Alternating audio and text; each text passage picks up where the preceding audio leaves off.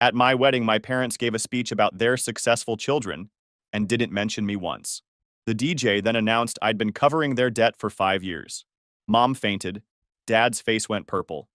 3 months ago, my wedding turned into a masterclass in family dysfunction, and I'm still picking shrapnel out of my soul. I'm Patrick, 32, and I just married the most incredible woman alive. But this story isn't about love. It's about how my parents weaponized what should have been my perfect day to remind me I'm their personal bank account. Meet the cast. My parents, Richard and Carol, are suburban peacocks who think success means impressing the neighbors. Dad sells insurance, but acts like he runs Goldman Sachs from his strip mall office. Mom moves maybe 3 houses a year, but considers herself the next real estate mogul. They live in a Pinterest fever dream of granite countertops they couldn't afford, matching Honda Pilots replaced like clockwork, and a lawn Dad treats like sacred ground. Then there's Golden Boy Jake, 29, marketing guru at some startup nobody's heard of, driving a leased BMW that costs more than my mortgage, living his best Instagram life in a downtown loft. Every family dinner is the Jake Show. Did you see Jake's promotion? Jake's girlfriend is so lovely. Jake's revolutionizing digital landscapes. Princess Emma, 26, just graduated from an overpriced private college with a communications degree, which apparently qualifies her to find herself while living rent-free at home. She works part-time at a boutique selling $200 candles, calling it her career exploration phase. Everything Emma touches turns to artistic gold, even when she's literally folding aromatherapy products. And me? I'm the invisible middle child who somehow became everyone's financial lifeline. I work logistics for a regional shipping company. Not glamorous, but I coordinate the stuff that keeps the world moving. I make $95,000, keeping goods flowing from A to B, live in a modest house with a 7-year-old F-150, and apparently, that makes me the family's designated ATM. Growing up, love was transactional. Love was. Jake got attention for charm, Emma for sensitivity, and me? I got noticed when I was useful. The low-maintenance kid they could safely ignore until they needed something.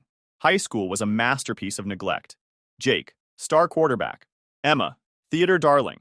Me, honor roll student whose games nobody attended. I learned early that steady doesn't get applause, but it sure gets exploitation. College saved me. Studying supply chain management while working part-time jobs Jake and Emma never needed.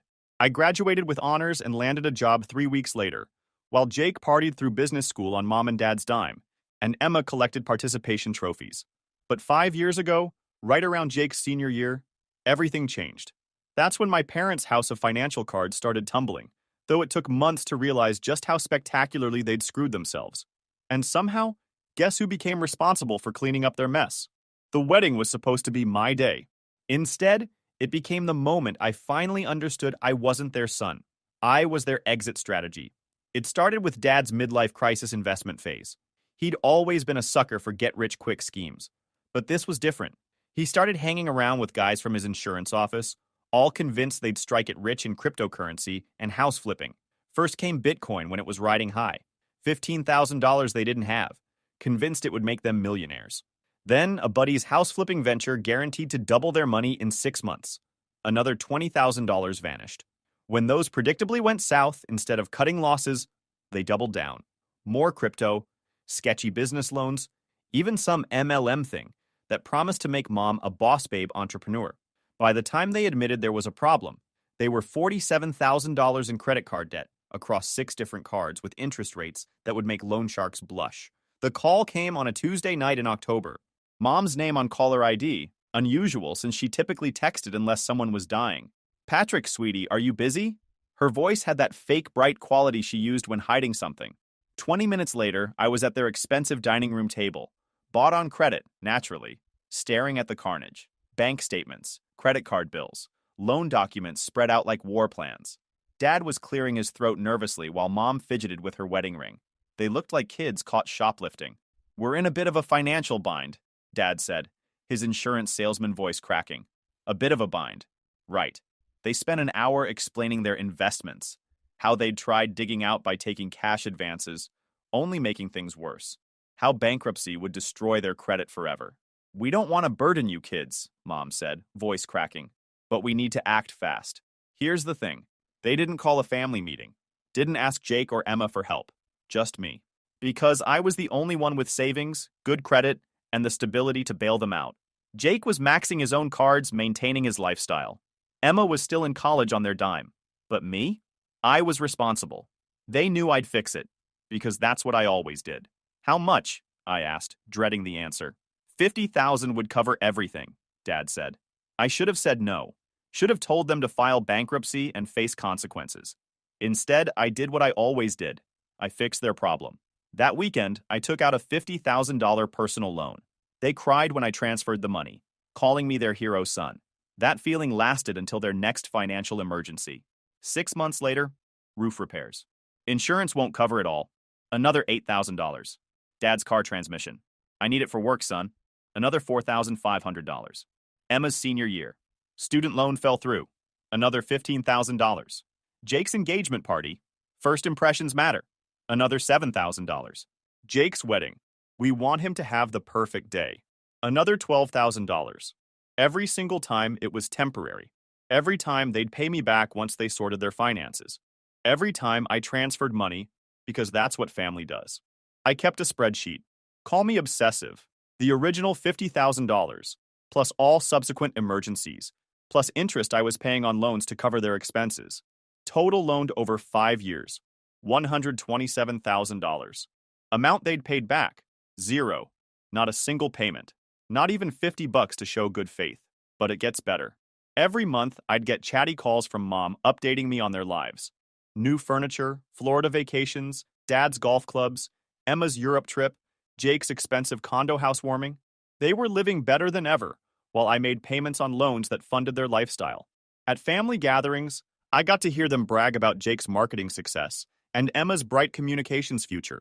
When people asked what I did, Dad would wave dismissively. Patrick works in shipping. Very reliable job. Like I was a postal worker. Jake's campaigns fascinated everyone. Emma's job search brought suggestions and connections. When I mentioned my work, conversation moved on within minutes. I was the family's financial backbone, but might as well have been invisible. They'd reframed our relationship completely. I wasn't the son who'd saved them from bankruptcy. I was just Patrick, the responsible one doing fine on his own. The money wasn't a sacrifice. It was just what I did, because I was stable. They'd convinced themselves I owed them this support. After all, they'd raised me, fed me, put me through college, with my scholarship and jobs, but who's counting? Except they'd given me nothing but the opportunity to pay for their mistakes. Enter Sarah, whom I met at a logistics conference 3 years ago.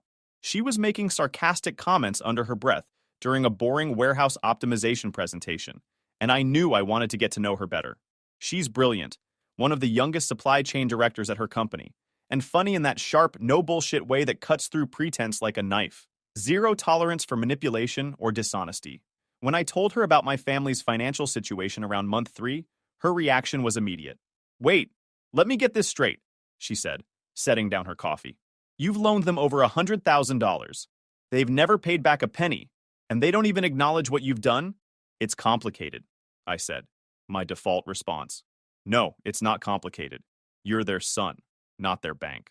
Sarah grew up working class where everyone contributed according to their means, and help was acknowledged, appreciated, and reciprocated. The idea of parents systematically exploiting their child's generosity while treating him like an afterthought was foreign to her. "This isn't normal, Patrick. Healthy families don't work this way." When we got engaged after 2 years, Sarah wanted a simple wedding. "I don't need a big production. I just want to marry you and have people we love witness it." My parents had other ideas. I mentioned our venue choice. A nice community center with a beautiful garden for 75 people. Reasonable rental, perfect space, manageable costs. Mom's reaction was horrified. "You can't have your reception at a community center, Patrick. What will people think? This is our son's wedding." Suddenly it was their son's wedding. They pushed for bigger venues, better caterers, open bars, upgraded everything. "We'll help pay for it," Dad promised.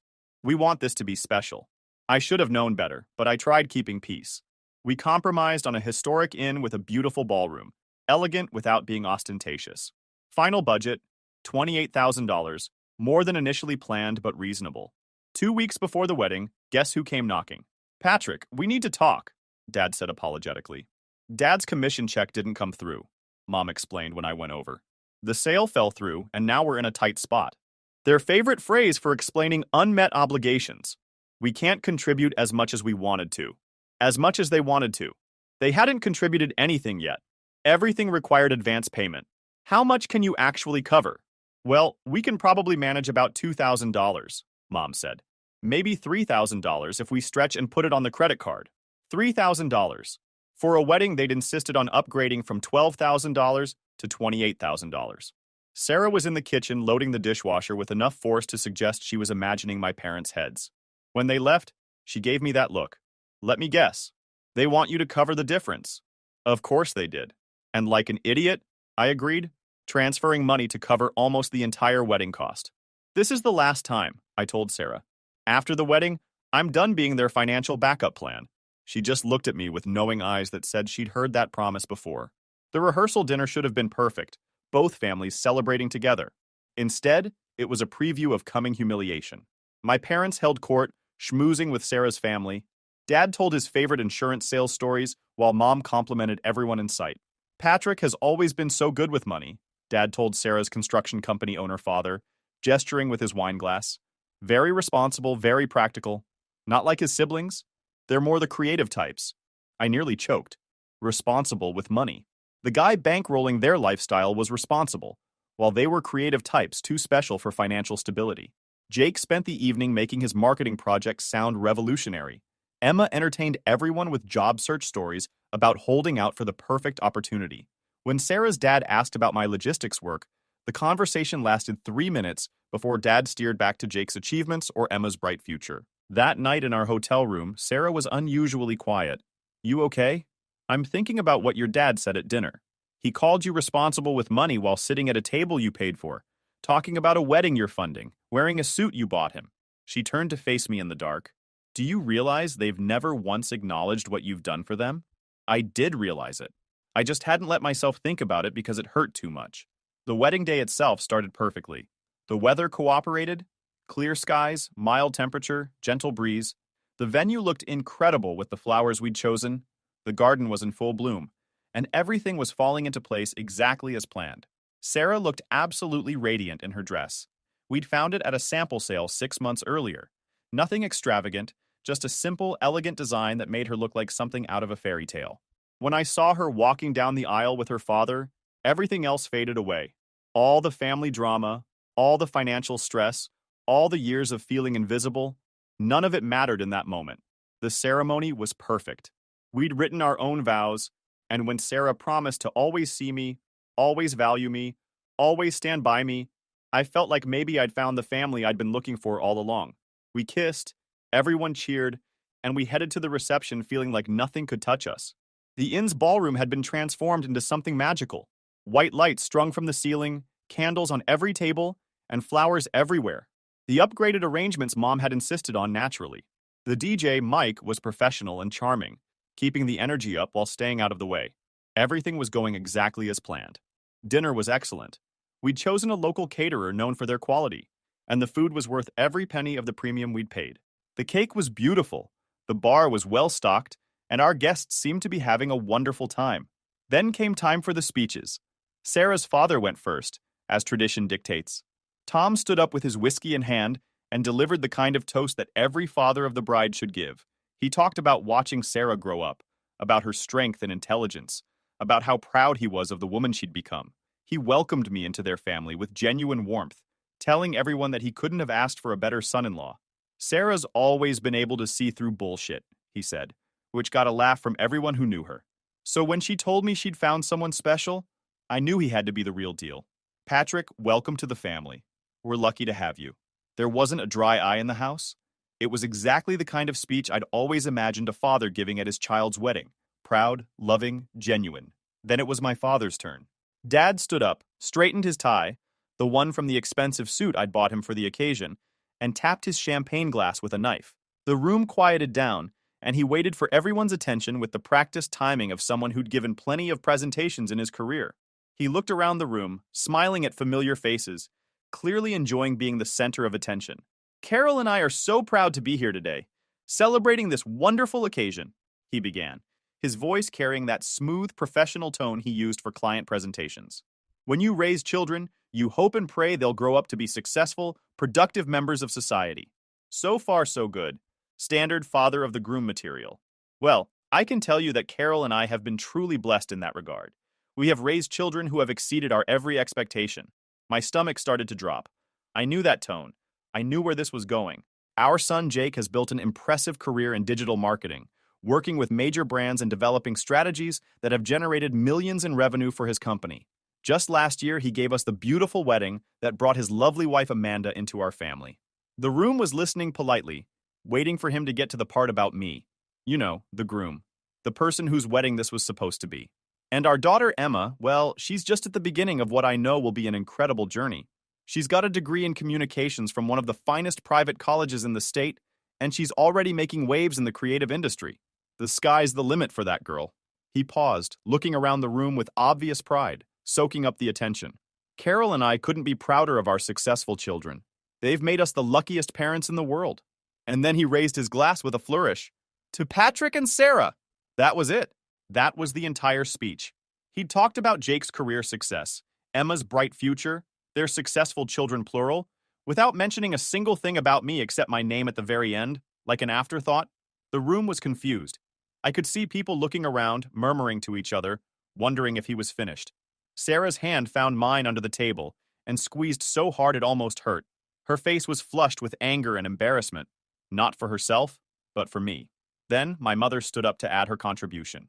We're just so happy that Patrick found someone willing to take care of him, she said with a laugh that sounded forced even to my ears. We always worried he'd end up alone since he's so focused on work all the time. But Sarah seems like such a practical, sensible girl. Perfect for someone like Patrick, someone willing to take care of me. Like I was some kind of charity case who'd been lucky to find anyone at all. The applause that followed was polite but confused. People weren't sure what they'd just witnessed, but they could sense something was off. Sarah's family looked uncomfortable. My co-workers were exchanging glances. Even some of my extended family members seemed puzzled by the lukewarm, backhanded nature of my parents' toast. Quick pause, fellas. YouTube just dropped this new hype feature. If you're hooked on this story, smash that hype button. It tells YouTube this video deserves to blow up, and it keeps even crazier stories coming your way. Thanks so much for your support. All right, back to the drama. I sat there, trying to keep my expression neutral, while inside I was burning. $127,000. 5 years of bailing them out of every crisis. A wedding I'd paid for almost entirely myself, including the clothes they were wearing and the food they were eating. And this was how they saw me, as the boring, workaholic son who'd gotten lucky in love. Mike, the DJ, seemed to sense something was wrong. He was a consummate professional, the kind of guy who'd probably seen every variety of family dysfunction at wedding receptions, and he could read a room better than most therapists. He approached our table during the confused applause that followed my mother's speech. Everything okay over here? He asked quietly, leaning down so only Sarah and I could hear him. Would you like to say something? Share some words about your family? That's when Sarah looked at me with an expression I'd never seen before. Not angry, not sad, but something else entirely. Determined, protective, done. Actually, she said, loud enough for Mike to hear clearly, there's something important the guests should know about Patrick, about what kind of man they're celebrating tonight. Mike nodded and handed her the microphone without hesitation. Sarah stood up slowly, and the room quieted down again. She looked beautiful and fierce, like an avenging angel in white silk. I had no idea what she was about to do, but I could see in her eyes that whatever it was, there would be no going back from it. Thank you all for being here tonight, she began, her voice carrying clearly through the sound system. Before we continue with the celebration, I think there are some things you should know about the man I just married, things that apparently got left out of the previous speeches. She turned to look at me, and I saw nothing but love and fierce protection in her eyes. Then she turned back to the crowd. 5 years ago, when Patrick's parents faced serious financial difficulties, $47,000 in credit card debt, Patrick took out a personal loan for $50,000 to pay off their debt completely. He didn't hesitate. He didn't ask for collateral or a payment plan. He just helped his family because that's who he is. I felt the blood drain from my face. She wasn't supposed to know the exact numbers. I'd been vague about the amounts, but apparently Sarah had been paying closer attention than I realized. Over the past 5 years, Sarah continued, her voice getting stronger, Patrick has given his parents a total of $127,000. He's paid for roof repairs, car repairs, college tuition, engagement parties, and even helped fund Jake's wedding last year. The room was absolutely silent now. You could have heard a pin drop. My parents looked like deer caught in headlights, their champagne glasses frozen halfway to their lips. And in all that time, 5 full years, his parents haven't paid back a single dollar. Not one payment, not even a token amount to show good faith. Mom's champagne glass slipped from her hand and shattered on the floor, the sound impossibly loud in the silent room. Patrick paid for this wedding almost entirely by himself, including the venue his parents insisted on upgrading, the flowers they said were necessary, and even the suits and dress they're wearing tonight. Dad's face was turning that familiar shade of purple I remembered from my childhood, the color he turned when something happened that he couldn't control or manipulate his way out of. So when I hear speeches about successful children, Sarah said, her voice carrying just a hint of steel now, I want everyone to know that the most successful person at this table, the most generous, the most loyal, the most selfless, is the man sitting right here. The one who works hard, saves his money, and takes care of his family without expecting recognition, appreciation, or even basic acknowledgement. She handed the microphone back to Mike and sat down. The applause that followed wasn't polite wedding applause. It was thunderous. People were standing now, cheering, raising their glasses. Sarah's family was clapping and shouting approval. My co-workers were nodding with respect and understanding.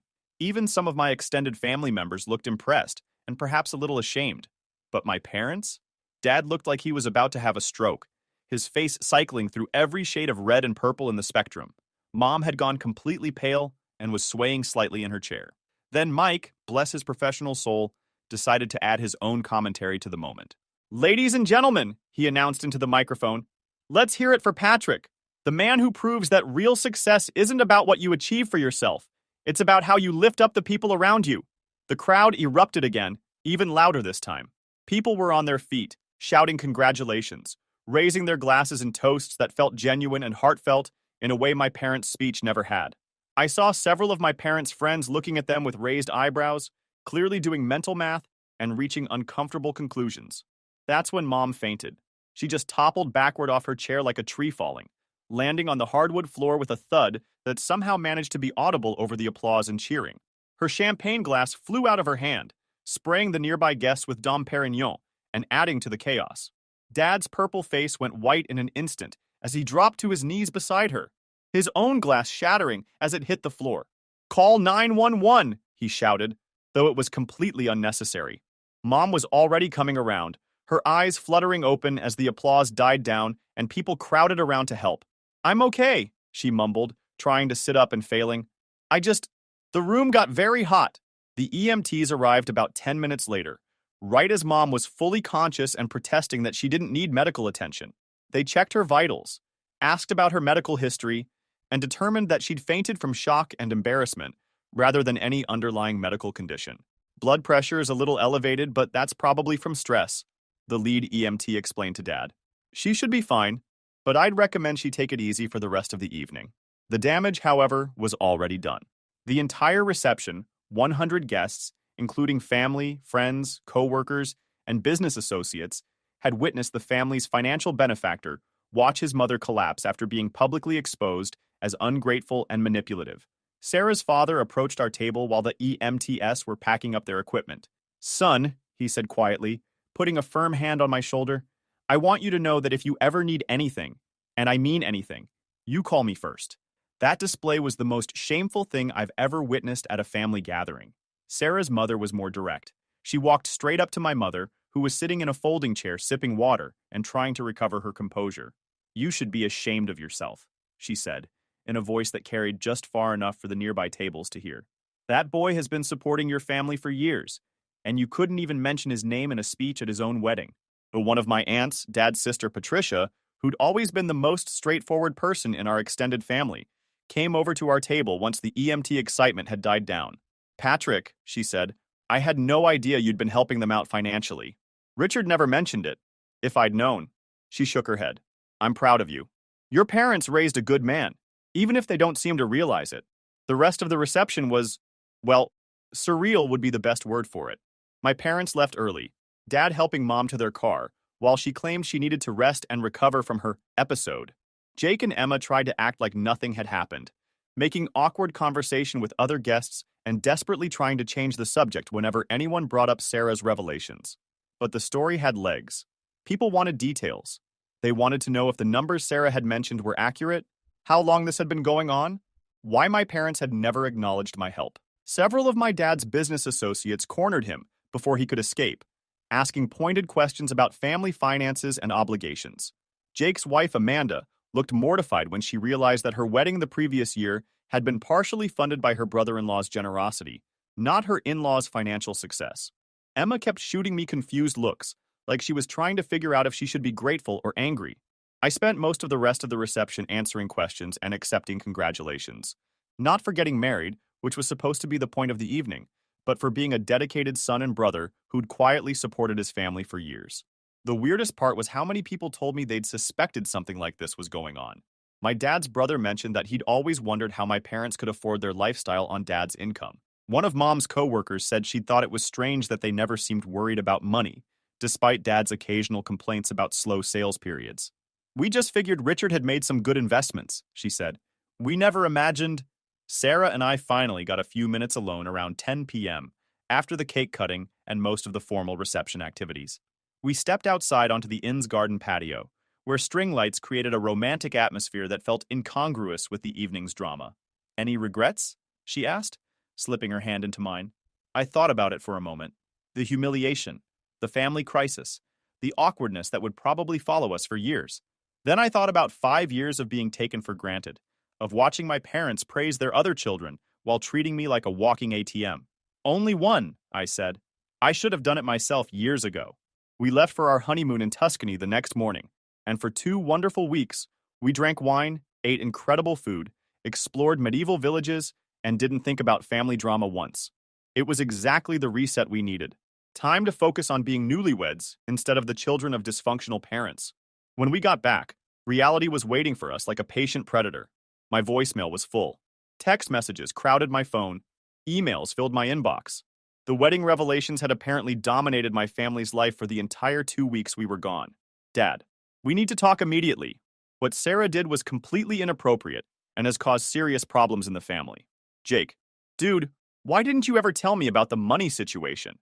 I feel like an ass." Emma, "Are you seriously trying to make mom and dad look bad at your own wedding? That was so selfish." Mom, "I'm still recovering from the embarrassment. How could you let her humiliate us like that in front of everyone?" Extended family members had opinions too. Some were supportive, others were critical, and a few seemed to be enjoying the drama more than they should have been. But the most interesting messages came from my parents' social circle, the people they'd been trying so hard to impress for all these years. Apparently, the story had spread through their suburban bubble like wildfire. Richard and Carol, the couple who were always bragging about their successful children and their comfortable lifestyle, had been exposed as financially dependent on the son they never mentioned. My dad's insurance office was buzzing with gossip. How much money had Patrick really loaned them? Was it true they'd never paid him back? What about Jake's wedding? Had Patrick paid for that too? Mom's real estate office was no better. Her co-workers had been at the wedding, had heard Sarah's speech firsthand. They were asking pointed questions about family dynamics and financial arrangements that my mother couldn't deflect with her usual social graces. Their country club friends, their church group, their neighborhood social network. Everyone wanted to know more about the family financial situation that had been so dramatically revealed. The most telling response came from my dad's brother, Uncle David, who called me directly instead of going through my parents. "Patrick," he said, "I owe you an apology. I had no idea what you'd been doing for them. If I'd known, I would have said something years ago. What happened at your wedding? Well, they brought that on themselves." He went on to explain that he'd suspected something was off with my parents' finances for a while. They lived beyond what Dad's income should have supported, never seemed worried about money despite periodic complaints about slow business, and had been vague about how they'd recovered from their financial troubles a few years back. "I thought maybe Richard had made some good investments he didn't want to talk about," David said. "I never imagined he was borrowing from his own son." But the real bomb dropped when I decided to do some research into their actual financial situation. Remember how I'd been keeping a detailed spreadsheet of everything I'd loaned them? Well, it occurred to me during our honeymoon that I'd never actually verified their financial claims. I'd taken their word for it when they said they were broke, struggling, living paycheck to paycheck. So I did what any person with access to financial databases would do. I looked up their public records. Property records showed they'd refinanced their house twice in the past 5 years, pulling out equity both times. The first refinance had happened about 6 months after I'd paid off their credit card debt. They'd taken out $35,000 in cash, supposedly for home improvements. The second refinance, 2 years later, had netted them another $28,000. Vehicle records showed they owned both of their Honda Pilots outright. No car loans, both titles clear. Dad's newer Pilot had been purchased with cash in 2019, right around the time I'd covered Emma's tuition shortfall. I also had access, through my work's financial services partnership, to request credit reports for debt verification purposes. What I found made my blood pressure spike. They had excellent credit.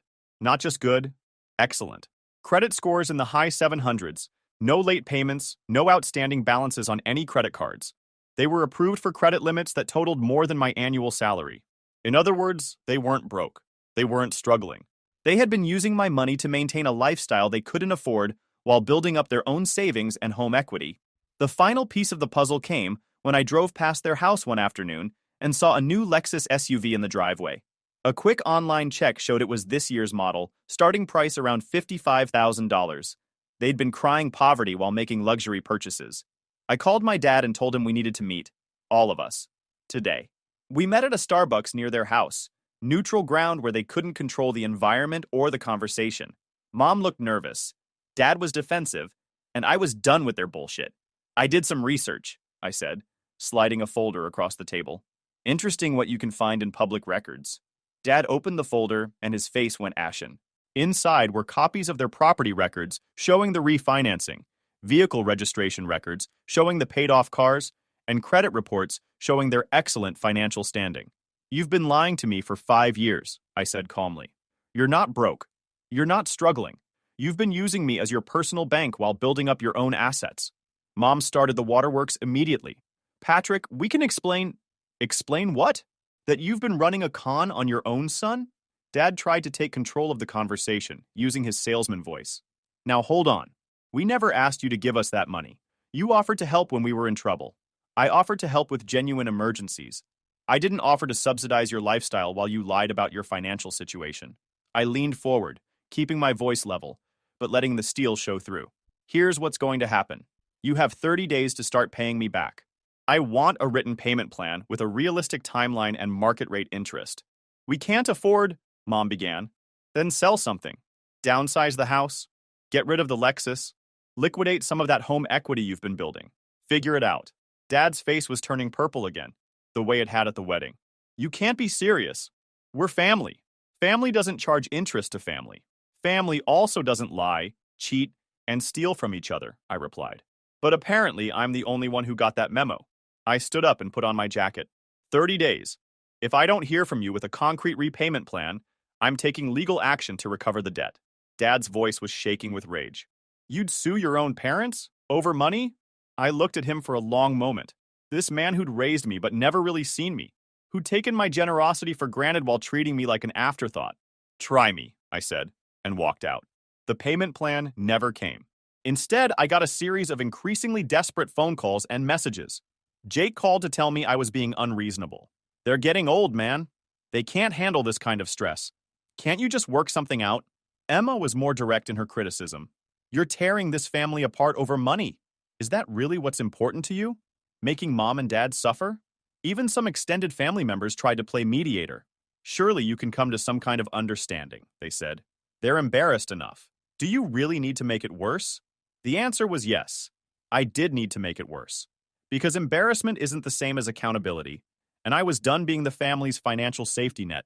3 months after the wedding, I filed a civil lawsuit to recover the debt.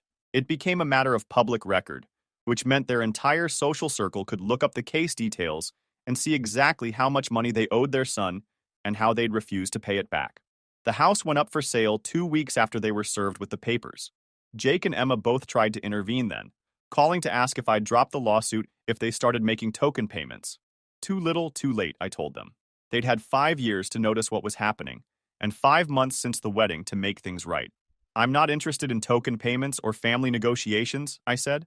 I want my money back, with interest, according to the legal judgment. If they can't afford that, they should have thought about it before they spent 5 years lying to me. The legal process took about 6 months. During that time, my parents sold their house and moved into a smaller condo. Dad traded the Lexus for a used Honda. Mom had to give up her part-time real estate job to focus on the stress of the lawsuit. Their social standing in the community was destroyed. Everyone knew about the family financial scandal now. It had been covered in the local paper's legal notices section, and gossip travels fast in suburban circles. The final judgment was for $127,000 plus interest and legal fees, totaling just over $140,000. The court ordered them to pay it back over 5 years with monthly installments of $2,800. They've been making the payments religiously ever since. Apparently, court-ordered debt is different from family obligations. As for the rest of the family dynamics, well, those have been permanently altered. Jake and Emma have both tried to maintain relationships with me, but it's awkward. They feel guilty about benefiting from money that came out of my pocket, but they're also resentful that I destroyed the family harmony. Jake's wife Amanda refuses to speak to me, apparently blaming me for the family drama that's made holiday gatherings uncomfortable. My extended family is split. Some relatives think I was justified in demanding repayment and holding my parents accountable. Others think I went too far by making it a legal matter and humiliating them publicly. I don't really care what they think anymore.